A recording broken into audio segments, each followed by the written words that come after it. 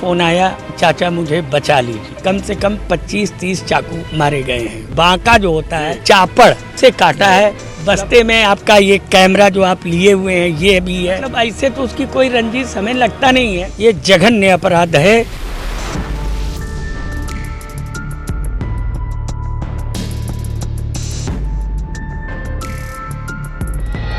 उत्तर प्रदेश के जिला प्रयागराज में हाईकोर्ट बार एसोसिएशन के पूर्व अध्यक्ष के भतीजे और मीडिया कर्मी की चाकू से गोद कर हत्या कर दी गई।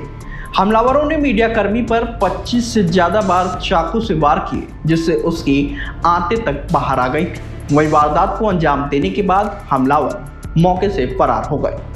दरअसल ये वारदात सिविल लाइंस थाना क्षेत्र के GHS रोड के पास की है। मूल रूप से बलिया के रहने वाले एलन सिंह उर्फ पप्पू कई साल से धूमनगंज में मुंडेरा चुंगी के पास शकुंतला कुंज कॉलोनी में रहते थे।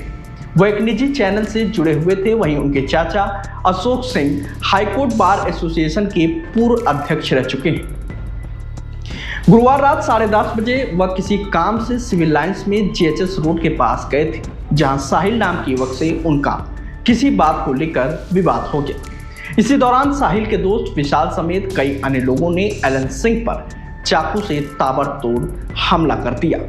आरोपियों ने एलन सिंह पर 25 से ज्यादा चाकू से वार किए, जिससे वह लहूलुहान होकर वहीं जमीन पर गिर पड़े।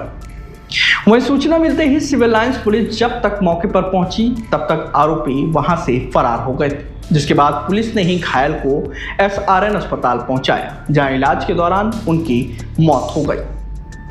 मृतक एलन सिंह के चाचा और हाईकोर्ट बार एसोसिएशन के पूर्व अध्यक्ष अशोक सिंह के मुताबिक वारदात के दौरान एलन सिंह ने उन्हें फोन करके बताया था कि चाचा मुझे बचा लीजिए, जिसके बाद उन्होंने ही अपने जूनियर वकील और इंस्पेक्टर सिविल लाइंस को घटना की सूचना दी थी। पुलिस के मुताबिक एलन सिंह का एक दिन पहले भी किसी बात को लेकर आरोपियों से विवाद हुआ था। इन लोगों के बीच किसी बात को लेकर पहले से ही आपसी रंजिश चल रही थी। वहीं गुरुवार रात उनका फिर से विवाद हुआ और आरोपियों ने इस वारदात को अंजाम दे दिया। मेरा चचेरा भतीजा है, आपके पत्रकारिता से जुड़ा हुआ है। अभी तक कोई बात समझ में बहुत आई नहीं मुझे भी, क्योंकि हमको फ़ोन आया कि चाचा मुझे बचा लीजिए। उस दरमियान मैं डॉक्टर UB यादव साहब के यहाँ बैठा था। तत्काल मैंने अपने कुछ जूनियर अधिवक्ता उनको बोल दिया कि भाई तुरंत पहुंच जाओ, और इंस्पेक्टर सिविल लाइन को, और मैं खुद भी तुरंत चल दिया। मैं आज ही आधे रास्ते था, तब तक हमारे जूनियर अधिवक्ताओं ने बताया कि हालत बहुत गंभीर है। कम से कम 25-30 चाकू मारे गए हैं। गाड़ी में लाद के हम लोग स्वरूप रानी हॉस्पिटल लाए हैं। पुलिस भी साथ थी।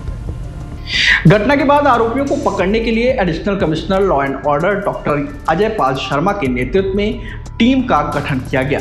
पुलिस ने CCTV से आरोपी विशाल की पहचान की, जिसके बाद महज 2 घंटे के अंदर पुलिस ने आरोपी विशाल को नेहरू पार्क के पास घेर लिया। पुलिस से घिरता देख विशाल ने फायरिंग शुरू कर दी। ऐसे में पुलिस की जवाबी फायरिंग में उसके पैर में गोली लग गई और उसे गिरफ्तार कर लिया गया। फिलहाल पुलिस बाकी आरोपियों की तलाश में जुटी है। जल्द ही मामले का खुलासा किया जाएगा। पत्रकार, अधिवक्ता, इस टाइप के लोग के ऊपर अगर हमला होता है और इस तरह से, आप जान के रखिए कम से कम 25-30 बांका जो होता है चापड़, उससे काटा है। पूरा फुटेज देख लीजिए।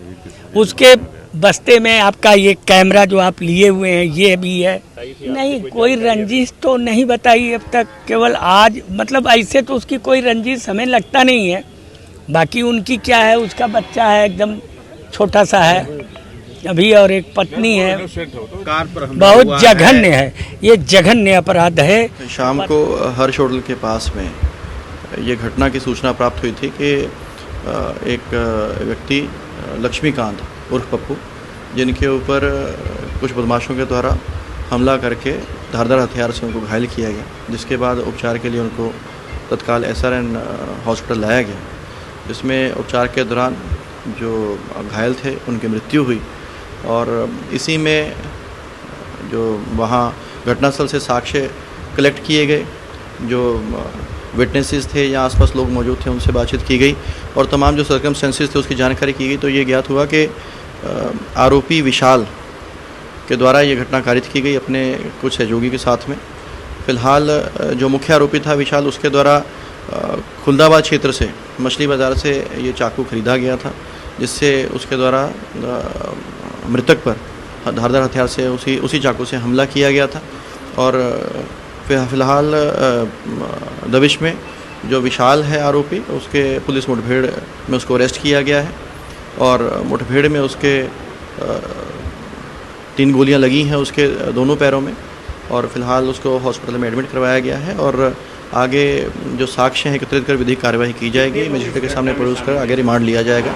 इसमें अभी तक जो है एक जो मुख्य आरोपी है विशाल की शामिल होने की बात सामने आई है, उसके एक और सहयोगी की भी शामिल होने की बात सामने आई है, जिसके संबंध में पुलिस टीम के द्वारा दबिश दी जा रही है। और इसमें 2 और भी जो सस्पेक्ट हैं उनको भी अभी फ़िलहाल कस्टडी में लेकर के उनसे पूछताछ की जा रही है। और ये जानकारी हुई है कि पिछले दिन जो मृतक हैं उनका और जो आरोपी हैं उनके बीच में किसी बात को लेकर विवाद हुआ था, जिस चीज़ की अभी जानकारी ये मतलब अभी तक ये प्राइमा फेसी इन्फॉर्मेशन है। इन सभी तथ्यों की अभी पड़ताल की जा रही है, वेरीफाई किया जा रहा है और जैसे साक्ष्य निकल करके आएंगे उनको संकलित करते हुए आगे जो है अग्रिम विधिक कार्रवाई की जाएगी। जैसा कि मैंने बताया कि एक दिन पहले इनका किसी बात को लेकर के झगड़ा हुआ था, किस बात को लेकर के झगड़ा हुआ था उसकी जानकारी की जा रही है, बट ये कंफर्म हुआ है कि इनकी आपस में काफ़ी ज़्यादा कहासुनी हुई है और फिर आज वहाँ पे ये घटना विशाल के द्वारा ये कारित की गई है अपने सहयोगी से। जी, वो जो भी हमारा जो विधिक कार्रवाई है उसको पूरी तरह अमल में लाया जाएगा। हमारा डेफिनेटली ये दुर्भाग्यपूर्ण घटना है, हमारी सहानुभूति पीड़ित के साथ में है as a department, as a government organisation और पूरी तरह से हर संभव सहायता प्रदान की जाएगी।